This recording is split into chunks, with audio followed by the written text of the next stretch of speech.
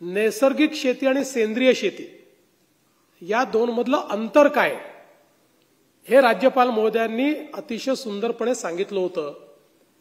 कारण आपल्यापैकी अनेकांना नैसर्गिक शेती आणि सेंद्रिय शेती ही एकच वाटते, पण या दोन मधलं अंतर काय आहे आणि सेंद्रिय शेतीपेक्षा नैसर्गिक शेती ही कशी अधिक फायद्याची आहे, ती कशी अधिक शाश्वत आहे, या संदर्भात उदाहरणांसहित माननीय राज्यपाल महोदय आपल्याला त्या ठिकाणी सांगतात।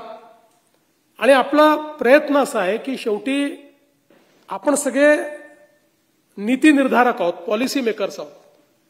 नीती निर्धारण करणाऱ्यांच्या मनामध्ये नैसर्गिक शेतीची संकल्पना जर योग्य प्रकारे उलगडून बसवली तर पुढच्या नीती निर्धारणामध्ये आपण त्या दृष्टीने कार्य करू शकू। या दृष्टीनेच आजचा हा कार्यक्रम खऱ्या अर्थाने आयोजित केलाय।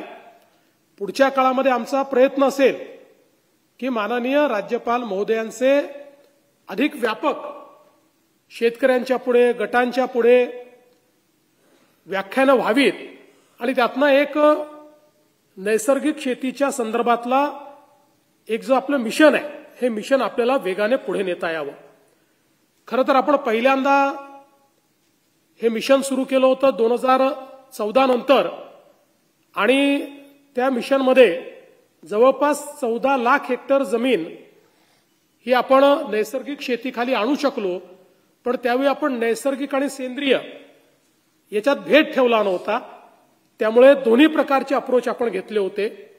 23 साली ज्यावेळी माननीय राज्यपालांचं भाषण आपण ऐकलं, त्यावेळी आपण त्यावेळच्या आपल्या बजेटमध्ये नव्याने एक मिशन सुरू केलं, जे मिशन आपण केंद्र सरकारच्या नैसर्गिक शेती मिशनशी अलाइन केलं, आपलं मिशन त्याच्यामध्ये सबस्युम केलं आणि आपण निर्णय घेतला की 25 लाख हेक्टर जमीन ही आपल्याला नैसर्गिक शेतीखाली आणायची आहे।